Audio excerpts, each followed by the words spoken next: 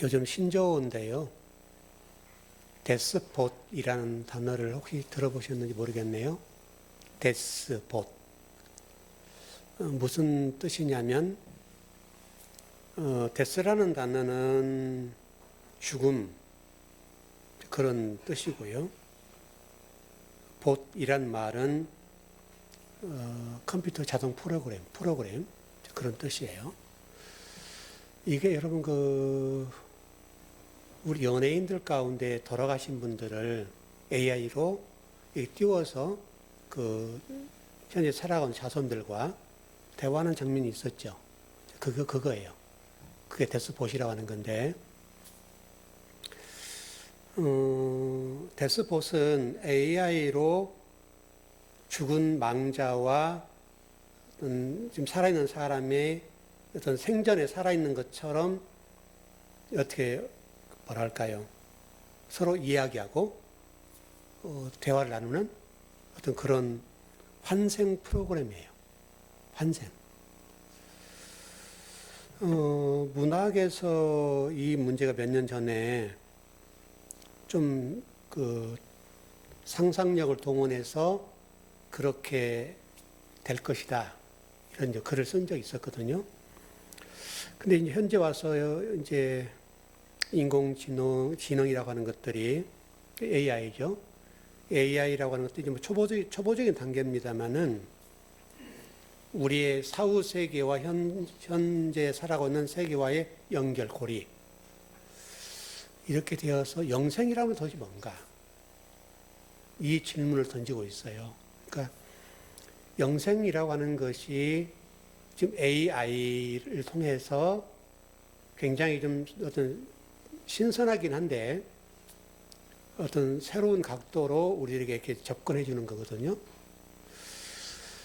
제가 지금 이제 이 문제를 좀 생각하고 여러분이 말씀드리는 이유는 아마 오늘 또 이제 그 뒷부분이 그 공부가 좀 될 텐데,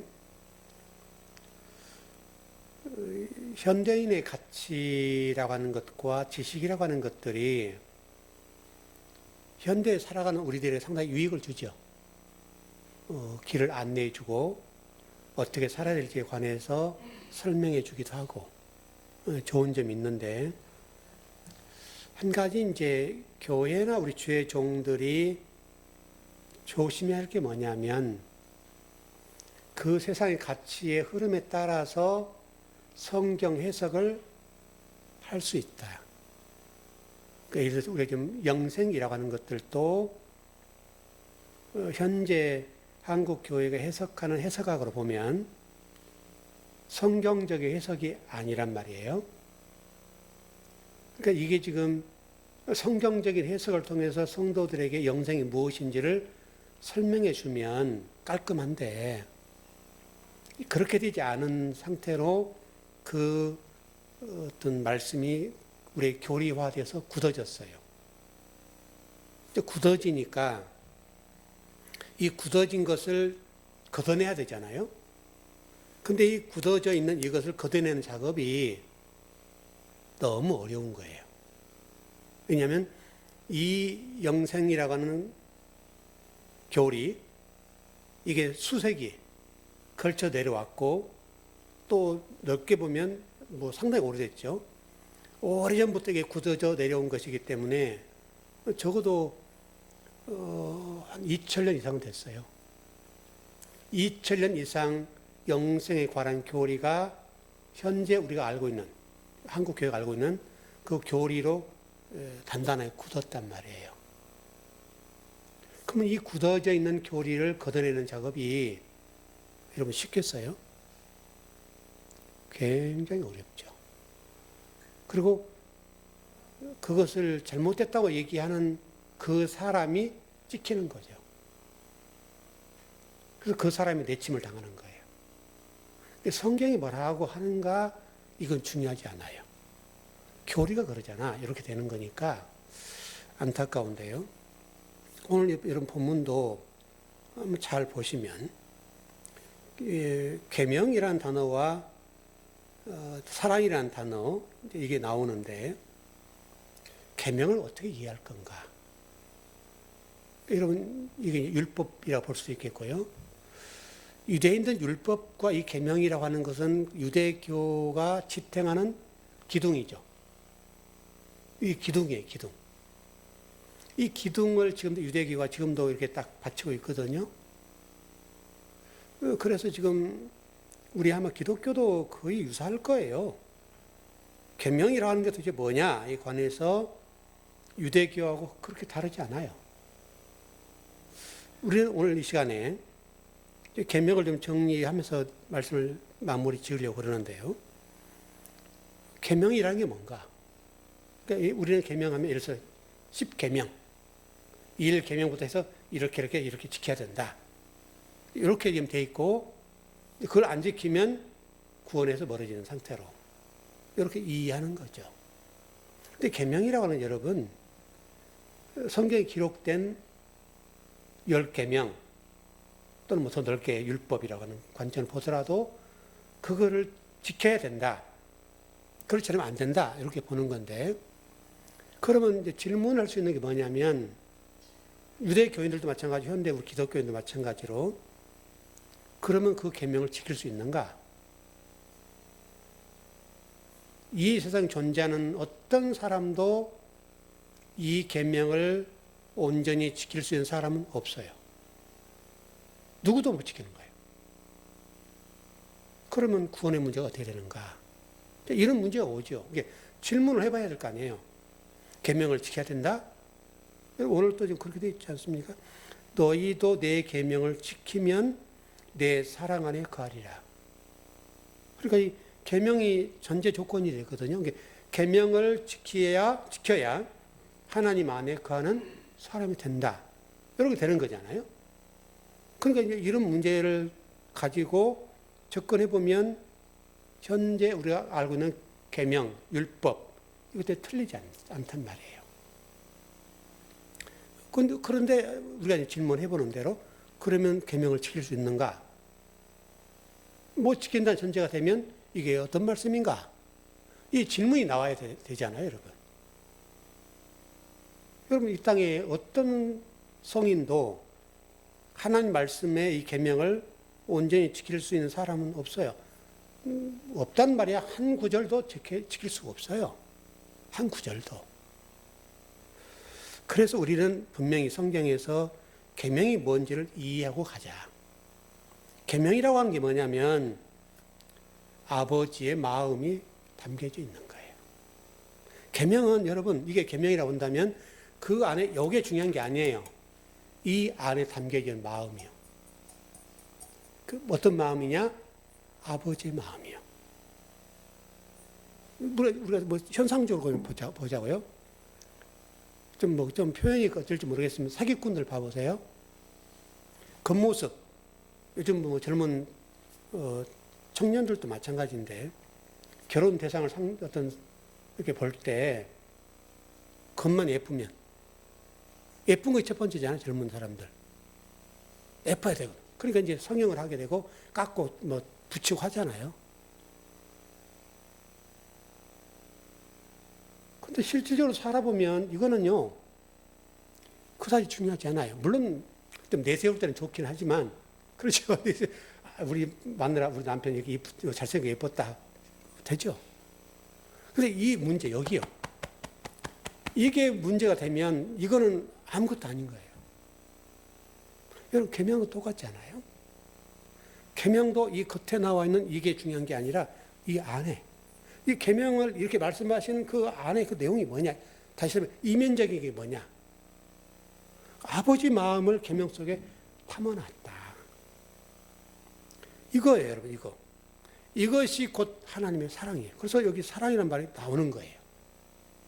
사랑이라고 하는 것은 여러분 우리가 사람을 사랑할 수 있어요? 사랑 못해요.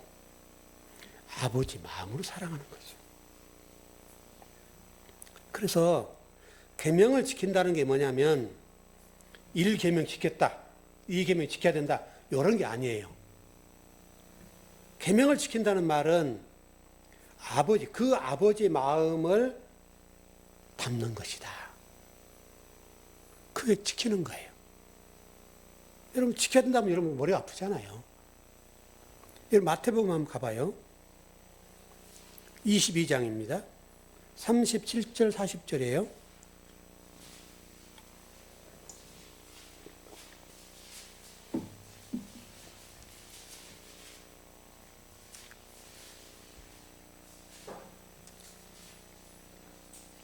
마태복음 22장 37절에서 40절입니다.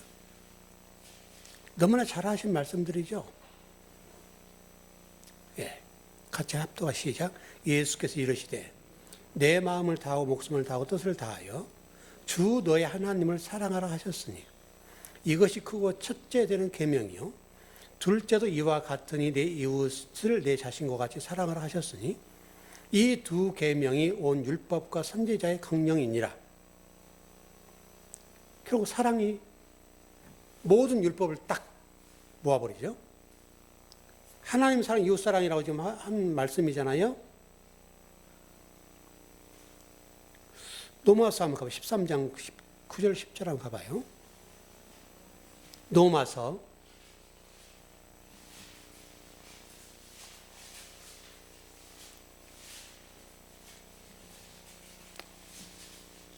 사랑이라고 하는 율법의 완성이란 말씀이거든요.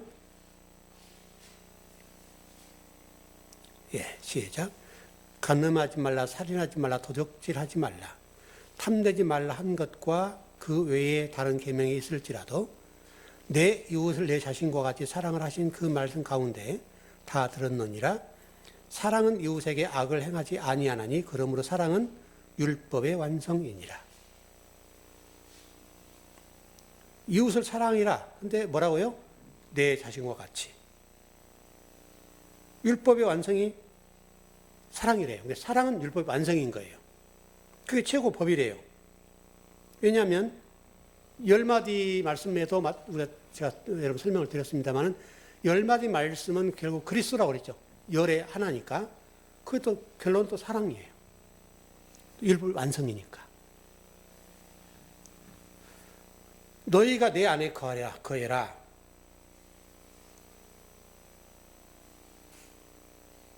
그리고 자기 자신을 사랑하는데 내 몸과 같이 이웃을 사랑하는데 이웃과 같이 사랑이라. 여러분 이게 어떤 얘기냐면 여러분 그 창세기 3장 우리가 공부 많이 했습니다만은 선악지식나무 생명나무라고 하는 게 있죠. 그 선악지식나무라고 하는 것이 이게 딱 등장해가지고 죄의 문제를 다루고 있잖아요. 이게 선악지식나무가 오늘 말씀은 율법이고요. 계명이에요. 생명나무는 사랑이에요. 그렇게 좀 정리하면 되겠어요. 그러니까 여러분 창세기 3장에서 선악지식나무라고 하는 게 등장하는데 선악지식나무가 뭐냐라고 성경 설명하는 것이 뭐냐면 뱀의 지식이다. 그렇게 되어 있잖아요. 그러니까 뱀의 지식이 선악나무예요. 선악지식나무.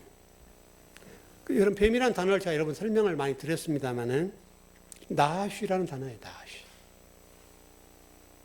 나하슈라는 단어 하나님이 만드신 피조물이잖아요. 피조물인데 그 뱀이 나하슈예요. 나하슈라는 말이 배우다 그런 뜻도 있고요. 점을 치다. 제가 쭉 좀 들어가서 보니까요. 뱀의 특징에 대해서 이렇게 설명하고 있더라고요. 뱀의 특징에 한 두 가지가 있는데 은밀하게 해가는 습성이 있대요. 여러분 뱀은 어떤 물체를 발견하면 소리 내지 않고 하잖아요. 그러니까 은밀하다는 말이 좋은 말이 아니라 예를 들어서 뭐 은밀하게 뭐 정치인들 그런 거 많이 하잖아요. 은밀하게 작당 모의하고 좀 그런 것 마치 그런 거. 두 번째 뱀의 특징은 파괴적이다. 뱀이 여러분 파괴적이래요. 그러니까 뱀의 지식이라고 하는 게 선악지식나무라고 하는 게 뭐냐면 사람을 눈에 보이는 것으로 판단한다. 보이는 것으로.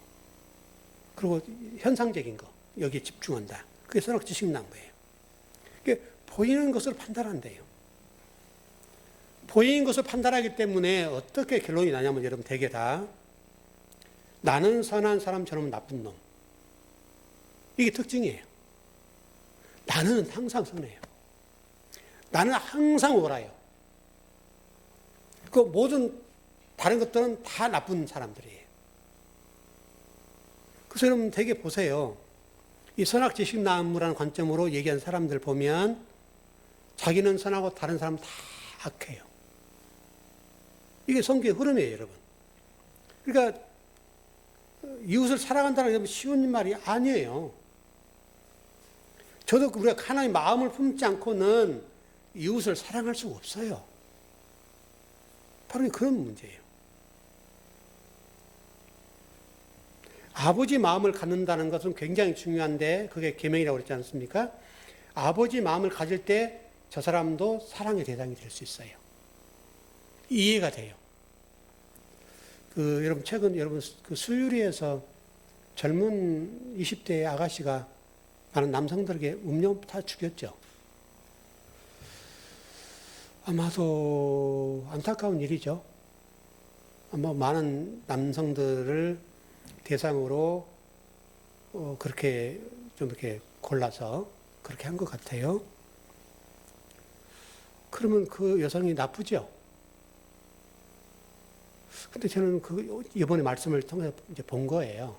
말씀을 제가 이렇게 준비하고 있으니까 그 젊은 여성이란 여성이 왜 저랬을까?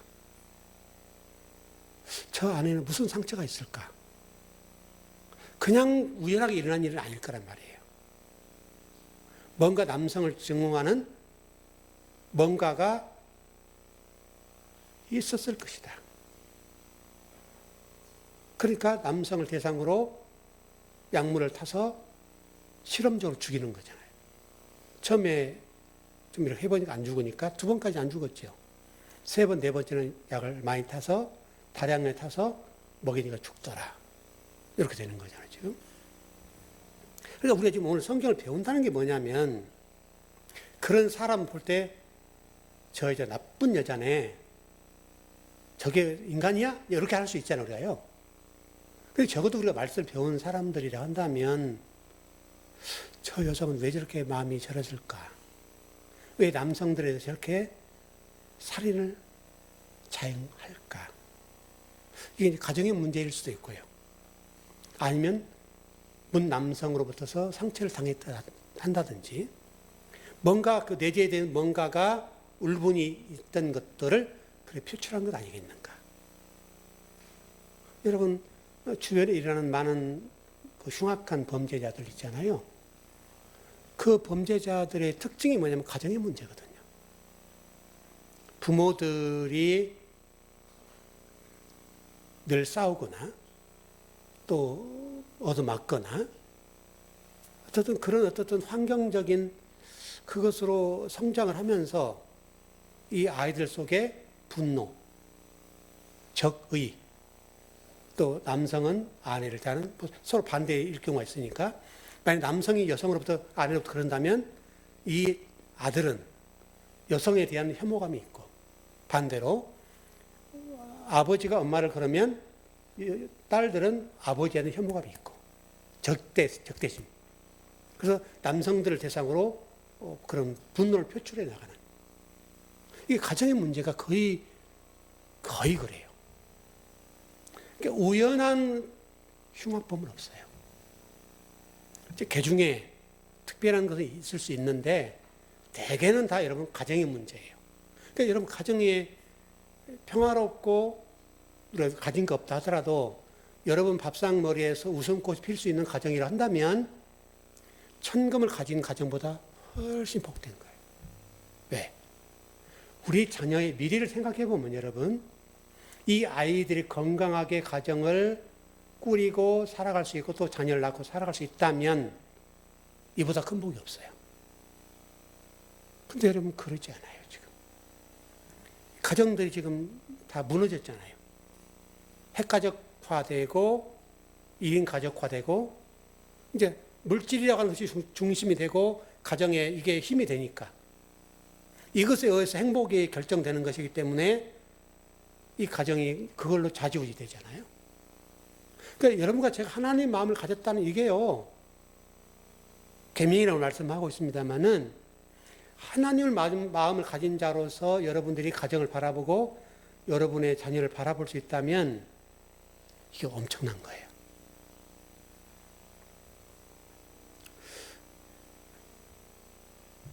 여러분 평소에 생활하실 때 만약 선악이 여러분 가운데 뭔가를 결정한다고 봅시다. 그냥 그럼 어떤 일이 일어나냐면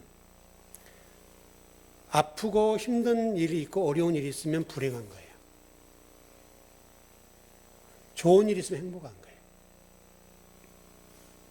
이 갈림길이 뭐냐면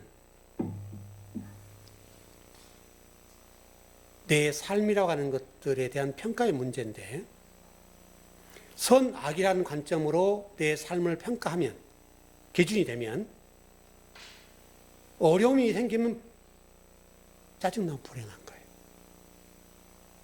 선악이라고 하는 게 이렇게 무서운 거예요, 여러분. 내 삶 속에 하나님의 마음이 들어와 있고 그분이 나의 주인이고 이 어려운 일 가운데도 하나님은 나에게 뭔가 주시려고 한다. 은혜를 주시려고 하고 뭔가 이야기하신다. 라고 생각하면 그게 복이죠. 여러분 그러지 않아요? 우연한 일은 없을 테니까. 왜? 우주 만물 하나님 통치하신다 보고 운행하 신다 본다면 지금 일하고 있는 이 일이 하나님 나에게 뭔가 말씀하신다. 그 나에게 좋은 것을 주시기 위한 것이다. 여러분 이게 전제가 되잖아요. 여러분 하나님 우리 나쁜 거 주지 않잖아요. 비록 그것이 어렵고 고난이 오는데 그 고난이라는 과정을 통해서 주실 열매가 있단 말이에요. 좋은 게. 이 좋은 걸 보면 이거는 나에게 복이죠. 근데 이게 안 보고 이것만 보면 하나님 왜 그러셔? 내 인생 왜 이 모양이야? 아이고 힘들어 불행해. 이렇게 가는 거예요. 그러니까 여러분 하나님 마음이 여러분에 있다는 게 여러분 어마어마한 거예요. 그러니까 좋을 때는 막 기뻐 뛰고 즐겁고 막 그냥 굉장히 좋잖아요. 조금만 내 삶 속에 어둠이 찾아오면 그 어둠 때문에 금방 딱 떨어지는 거예요. 다운되는 거예요. 우리 평소에 우리 삶의 여정이 이 굴곡이 내 마음이에요. 마음의 굴곡이 요동치지 않고 갈 수 있다면 이건 굉장히 큰 복이에요. 이게 높지 않으면. 이게 없을 수는 없잖아요, 여러분. 있을 수 있는데 하나님은 지금 우리에게 그 얘기를 하시는 거예요. 너희들 하나님 말씀이 너의 마음속에 이렇게 자리 잡고 있다면 너에게 화가 오고 어려운 일이 올 때 너는 어떻게 하고 있니?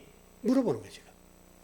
그 일이 온다는 것이 너에게 화가 되고 너에게 어려움이 온 그 문제가 너를 죽이려고 하는 게 아니다.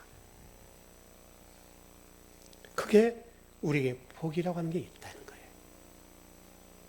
여러분 그걸 보셔야 돼요. 여러분 자녀들 제가 말씀을 많이 드릴 때 강하게 훈련시켜야 된다 그 얘기를 많이 해드렸는데요. 물론 저도 우리 손주들에도 그렇게 하지만 넘어져도요 저를 일어나키질 않아요. 혼자 일어나게 해요. 여러분 손주가 이쁘잖아요. 안 나오신 분도 잘 모르겠지만 저 손주가 있어 보니까 이쁘더라고요. 이뻐요. 이쁜데 이쁜 것과 바른 교육은 다른 거예요. 넘어지더라도 그러면 할아버지 쳐다보잖아요. 잡아달라고 이렇게 달라고. 제가 안 일으켜줘요. 일어나라 그래요. 걔는 지금 할아버지가 자기 사랑하는 거 알거든요. 그러니까 할아버지 빨리 와서 이게 안아줬으면 좋은 거예요. 그럼에도 불구하고 제가 안 해줘요. 왜? 의존적이 돼요. 자기 스스로 뭔가를 못한단 말이에요. 자기 스스로 세상을 헤쳐나갈 힘이 약해져요. 그걸 계속해서 반복적으로 교육하면 이 아이는 스스로 모든 일을 못해요. 이걸 누군가 의지하고 누군가 물어봐야 돼요. 이거 엄마 어떻게 해야 돼? 아빠 어떻게 해야 돼? 항상 물어봐야 돼요. 그걸 안 하려고 하면 어렸을 때부터 스스로 이 일을 할 수 있도록 아프지만 여러분 손주가 넘어져가지고 피가 나고 하면 여러분 마음이 아프잖아요. 여러분 그보다 아픈 일이 어디 있어요? 그럼에도 불구하고 그러니까 여러분이 하나님 마음을 가졌다는 게 얼마나 중요한지 몰라요. 그래서 오늘 예배하는 우리 즐거운교회 성도들은 여러분 삶이 힘들 때도 있고 좋을 때도 있고 그럴 테지만 이 문제에 있어서 평온을 유지하는 지혜를 가져라. 이렇게 하지 말라. 이거 이렇게 하면 평생 죽는 날까지 이래야 돼요. 그러나 이거를 견디고 이겨내는 법을 배우고 하나님 말씀이 나 안에 있어서 하나님 나에게 평강을 주실 것이다. 여러분 성경 말씀 보세요. 데살로니가 전서에 보면 범사에 감사하라 그러잖아요. 범사. 범사라고 하는 것이 여러분 어려운 일도 있고 인간의 낙담된 일도 있고 넘지 못할 산도 있고 괴로운 일도 있고 이런 괴로운 일 훨씬 많잖아요. 그런데 하나님이 바울을 통해 말씀한 게 뭐냐면 범사에 감사하라는 거예요. 여러분 범사에 감사가 되냐고요 이게. 근데 감사하래요. 항상 기뻐하래요. 그게 왜 그렇게 그 말씀 하시겠어요? 아버지 마음이 내 안에 있다면, 아버지가 내 안에 계신다면, 진리가 나를 지배한다면 우리는 그럴 수 있다는 거예요. 여러분 이것도 훈련하셔야 돼요. 여러분이 교회에 오는 길에도 오르막길이 있고 내리막길이 있죠. 오르막길에 올라가면 숨이 차고 얼마나 힘들어요. 그럼에도 불구하고 오르막을 올라야 돼요. 왜? 그래야 여러분 근육이 그렇잖아요. 나이 들면 빠지는데 그래야 좀 근육이라 좀 더 붙어 있는 거지. 숨이 차고 이게 숨을 차야 건강해지는 거예요. 여러분 직장 생활도 그렇고 사업도 그렇고 여러분 인생도 그렇고 오르막 있고 내리막이 다 있어요. 그때 우리는 어떻게 하냐는 거예요, 지금 하나님께서. 그래서 계명이라고 하는 걸 통해 말씀한 게 아버지 마음을 담아라 했죠.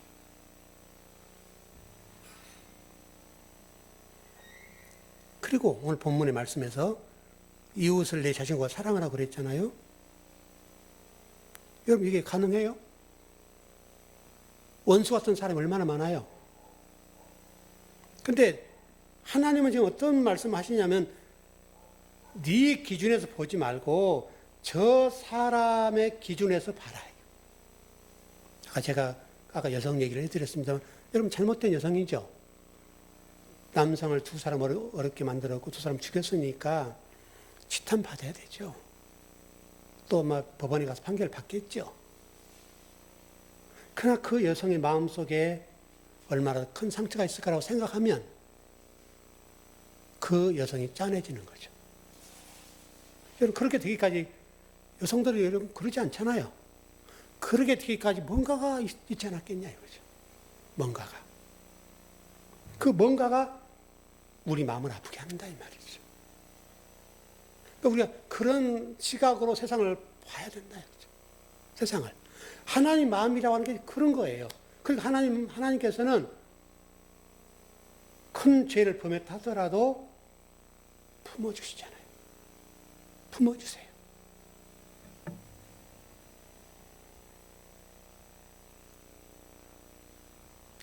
대개는 그런데 나도 모르게 정죄하고 심판하거든요.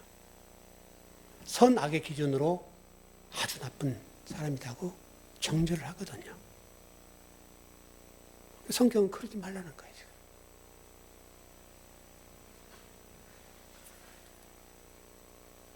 그 삶의 여정 속에 우리가 헤아리지 못한 어렸던 시절에 뭔가 모르게 반항적이고 피해의식이 있었고 뭔가 상처가 깊었기 때문에 나도 모르게 그렇게 성장을 해버린 사람들이 많다는 거예요.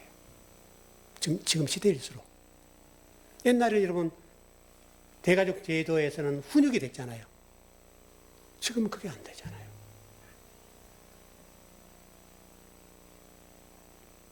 여러분 오늘 좀 정리를 하십시오. 여러분 현재 삶을 하나님께서 나에게 주신 선물이다. 여러분 그 질문이에요. 목사님 이게 선물이에요? 내 삶이 이렇게 꼬라진데요? 이렇게 할 수 있는데 나에게 나쁜 일이 있든 불행한 일이 있든 좋은 일이 있든 슬픈 일이 있든지 그것과 상관없이 여러분 지금 살아있다는 게 행복하지 않아요? 여러분 지금 여러분 병원 신세지지 않고 산소 호흡기를 꽂지 않고 이 자리에 있다는 게 행복한 거 아니에요? 여러분 굉장히 행복한 거예요. 지금 이 시간에도 젊은 사람들도 떨어지고 죽고 연세 드신 분도 돌아가신 분도 계실 것이고 지금 20대 사람들 가운데 지금도 이 순간에서 죽는 사람이 있을 거라고요. 그럼 이거 얼마나 불행한 일입니까? 근데 여러분은 지금 여러분 삶이 어떻든 간에 그건 좀 차치하더라도 지금 여러분 이 자리에 내 발로 걸어 나와서 예배를 드릴 수가 있고 말씀을 들을 수 있다는 이 사실 하나 때문에 이거 하나만이라도 얼마나 행복하냐는 거예요. 여러분 그 느껴지세요?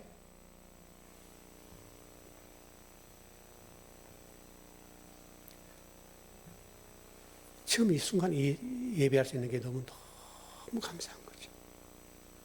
너무너무 감사한 거죠. 무엇으로도 살 수 없어요. 여러분 많이 아무리 천국이 좋다 하더라도 천국은 좋은 것이죠. 근데 뭐 여러분 살아있는 이 생도 괜찮지 않아요? 그렇지 않습니까 여러분? 뭐 다 천국만 좋아하고 다 가버리면 어떻게 되겠어요? 이 땅도 좋은 거거든요. 건강하게 지금 살아있다는 자체가 무엇으로도 갚을 수 없어요. 대신할 수 없어요. 여러분 생명이 끊어진 것 100억을 준다 한들 무슨 의미가 있겠어요? 여러분 생명과 100억과 무슨 의미가 있겠냐고요?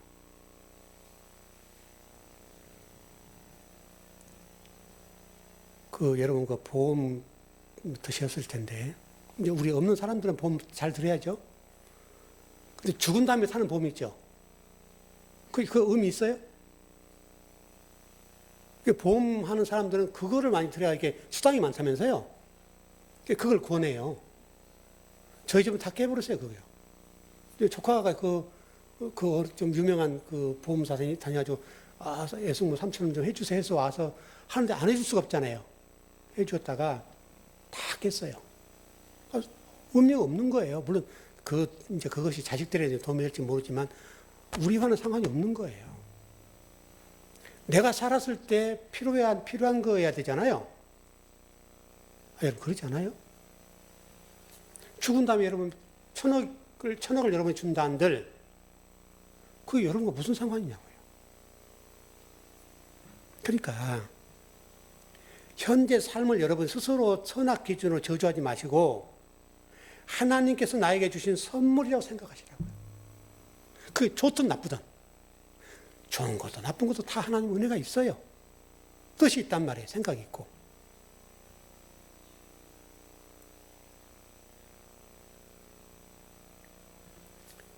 여기 예배하신 여러분 가운데 한 분도 의미 없는 인생은 없어요. 다 의미가 있다고요. 한 분 한 분들에게 하나님 의미가 있어요. 여러분 한 분 한 분들 여기 세우기까지 하나님이 얼마나 수고하셨어요. 그걸 생각하시라고요. 여러분 부모가 여러분이 성장할 때까지 하신 것처럼 하나님은 지금도 여러분과 저를 의미 있는 사람으로 세워가고 계신다고요. 그러면 여러분 인생을 저주하지 않겠죠. 여러분을 축복하셔야 돼요. 여러분을 사랑하셔야 돼요. 여러분을 사랑하지 않으면 안 돼요. 여러분 이제 비행기들 다 타보셨을 테니까 여러분 비행기 타 가장 높은 데 올라가다 봐보세요. 이 땅이 이렇게 보이잖아요. 뭐 이 땅에서는 뭐 도토리 기저귀처럼 크고 작고 할 수 있는데 높은 데 올라가면요 의미가 없어요.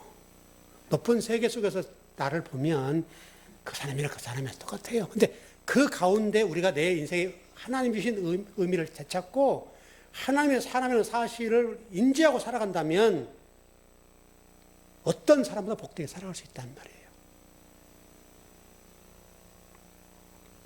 여러분, 우리가 오늘 죽으면 끝나는 거예요.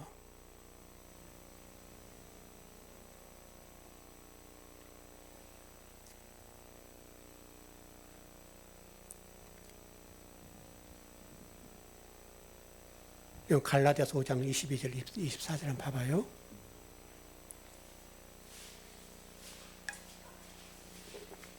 갈라디아서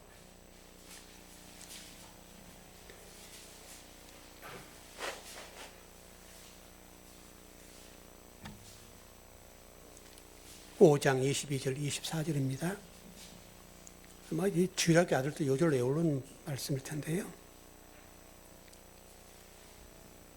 5장 22절, 24절입니다. 예, 다 찾으셨죠? 예, 시작. 오직 성령의 열매는 사랑과 희락과 화평과 오래 참음과 자비와 양성과 충성과 온유와 절제니 이 같은 것을 금지할 법이 없느니라. 그리스도 예수의 사람들은 육체와 함께 그 정욕과 탐심을 십자가에 못 박았느니라. 그러면 성령의 9가지 열매, 그래서 우리 성도들이 이걸 이렇게 열매를 맺어야 된다, 이런 말씀인데요. 성품 훈련하고 이제 그래서 이렇게 막 가는 건데, 근데 이거는 간단히 얘기하면 하나님의 성품이고요. 하나님의 성품, 그리고 진리의 열매, 이렇게 정리하면 돼요. 이게 여러분이 할 수 없어요. 하나님의 성품이에요. 우리 십계명이 하나님의 말씀이라고 한 것처럼 그렇게 정리하셔야 되고요. 시간이 많이 가서 좀 뛰어넘겠습니다. 빨리 정리할 거면 정리를 할게요.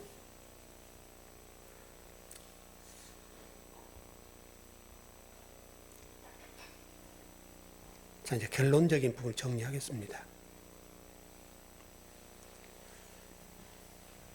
여러분, 그 요한복음 5장 24절 한번 봐봐요. 아까 제가 데스포치라는 단어를 말씀을 드렸는데, 그거 연결해서 정리하는 거예요. 요한복음 5장 24절.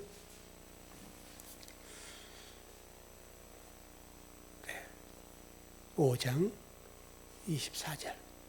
예, 천천히 찾으세요. 5장. 제가 크게 목소리 안 해서 그런가요? 5장 24절.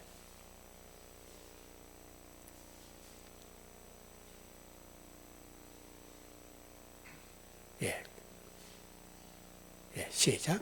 내가 진실로 진실로 너에게 이르노니 내 말을 듣고 또 나 보내신 이를 믿는 자는 영생을 얻었고 심판에 이르지 아니하나니 사망에서 생명으로 옮겼느니라. 여러분, 영생이라고 하는 것이 여러분들이 배웠기 때문에 좀 다른 교리를 가지고 계시는데, 교리라고 말씀하고 계시는데, 2000년 전부터서 이 영생이라는 교리가요, 어떻게 출발하냐면, 그렇지가 안타깝다고 하는 거예요. 이 영생이라고 하는 것이 헬라 철학의 영향을 받아서 교리화됐어요. 교리화. 그래서 영생이 뭐냐라고 하면 우리는 죽기는 죽는데 영원히 죽지 않는 거. 그 저세계 사는 거. 이게 영생이잖아요, 여러분. 여러분, 근데 제가 요한복음 5장 24절을 읽었는데, 헬라 철학 사상의 기반으로 영생이라고 하는 게 교리화됐는데, 여러분, 요한복음 5장 24절을 보세요. 제가 한번 천천히 읽어볼게요. 내가 진실로 진실로 너에게 이르노니 내 말을 듣고 또 나 보내신 이를 믿는 자는 영생을 얻었다고요? 얻었고. 미래예요, 현재예요? 현재. 얻었다. 이게 얻는 사람이 과거가 되죠. 얻었고 딱 끝났어요. 영생은 이미 얻었다는 거예요, 여러분. 다른 한 구절 더 볼까요? 요한복음 6장 51절이요. 6장, 요한복음 6장 시작. 나는 하늘에서 내려온 살아있는 떡이니 사람이 이 떡을 먹으면 영생하리라. 내가 줄 떡은 곧 세상의 생명을 위한 내 살이니라 하시니라. 54절, 56절이요. 시작. 내 살을 먹고 내 피를 마시는 자는 영생을 가졌고 마지막 날에 내가 그를 다시 살리리니 내 살은 참된 양식이요 내 피는 참된 음료로다. 내 살을 먹고 내 피를 마시는 자는 내 안에 거하고 나도 그의 안에 거하나니.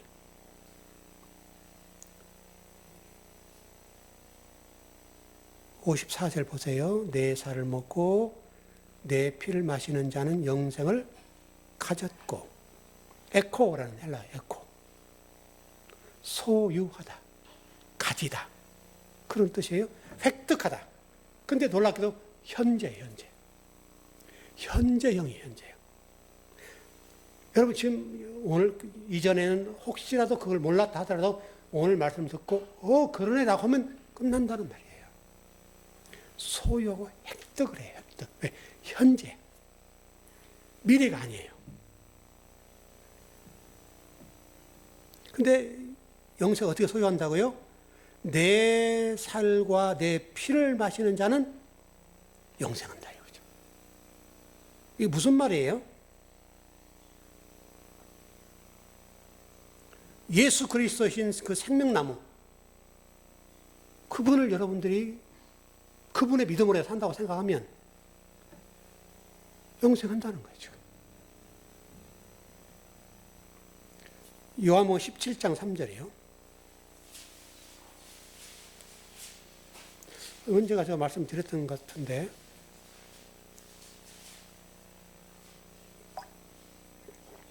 요한복음 17장 3절. 시작. 영생은 곧 유일하신 참 하나님과 그가 보내신 자 예수 그리스도를 아는 것이니라. 너무 간단하죠? 영생이 어렵지 않아요. 헬라 철학 어쩌고저쩌고 아니에요. 그건 헬라 철학의 얘기예요. 근데 우리 이제 교리화된 것이 헬라 철학의 영향을 그대로 받아들였어요. 그럼 우리가 바꿔야 될 거 아니에요.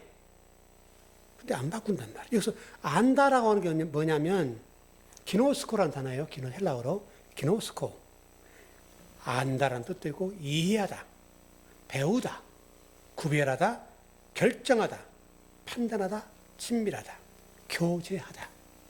그런 뜻을 가지고 있어요. 기노스코.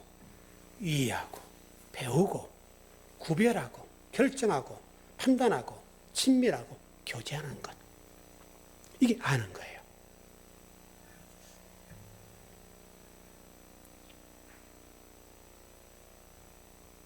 영생이라고 하는 정리하자면 간단하게 아까 교제라는 단어가 나와 있는 것처럼 기노스코라는 단어가 배우다. 그 다음에 끝에서 교제하다라는 단어를 말씀드렸죠. 뜻을 교제, 그리스도 내가 하나가 되는 것. 그게 영생이에요. 어렵지 않잖아요, 여러분.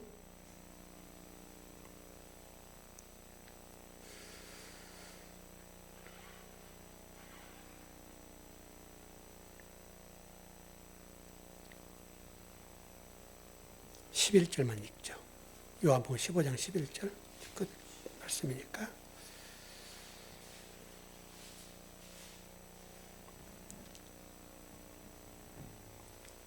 (15장 1절에) 시작.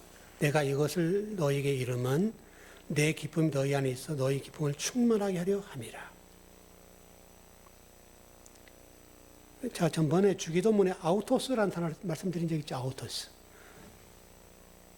주님 안에. 주님을 구하라. 하나님을 구해라. 그런 말씀 드린 적 있죠?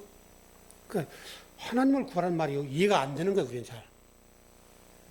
아우토스. 주기도문 분명히 하나님, 그분을 구하는 거예요. 그래서 그 뭐예요? 말라기서 제가 말씀을 좀 일전에 드릴 때 오래됐죠? 뭐 11조 얘기하죠. 우리 목회자들, 성도들 그냥 헌금, 좀 표현이 그렇습니다만은 헌금을 착취해가는 그런 말씀으로 이용하고 활용하는 부분이 있는데, 그 11조의 얘기도 마찬가지로 여러분 말라기서의 배경을 이해하면 간단한 얘기거든요. 말라기 시대에 이스라엘 백성의 영적 상태가 어땠어요? 말라기서 여러분 1절 출발이 뭐예요? 1장 출발이 뭐예요? 내 것 좋은 거 하나님 먹다 남은 거 배불러야 하나님 다 드리는 거예요.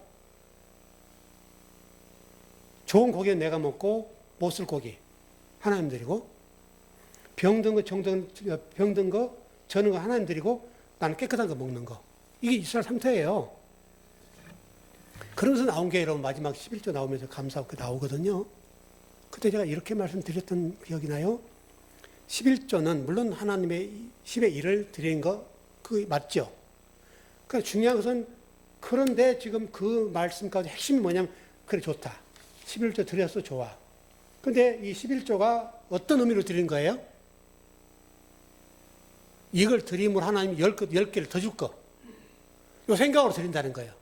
그러니까 감사를 잃어버린 너희요. 그렇게 나가는 거죠. 감사를 잃어버리고 하나님을 잊어버렸어요. 하나님을 놓쳤어요. 그리고 하나님 감사에 복 주세요 하고 있다는 거예요 지금.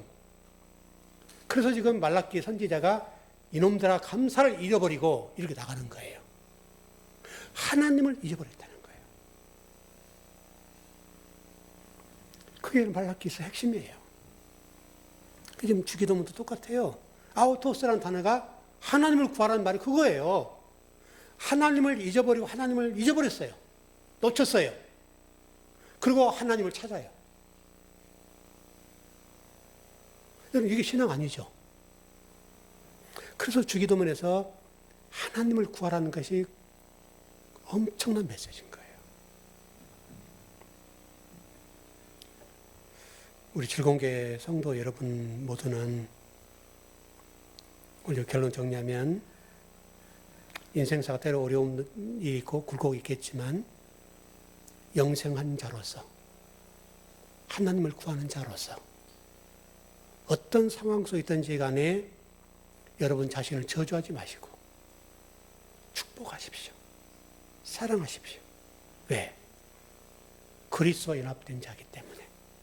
나를 저주하는 것은 그리스도를 저주하는 거예요. 여러분 그러지 않습니까? 그분과 내가 하나인데. 그래서 정말 우리 즐거운 성도 모두가 참된 영생을 누렸으면 좋겠습니다. 기도하겠습니다.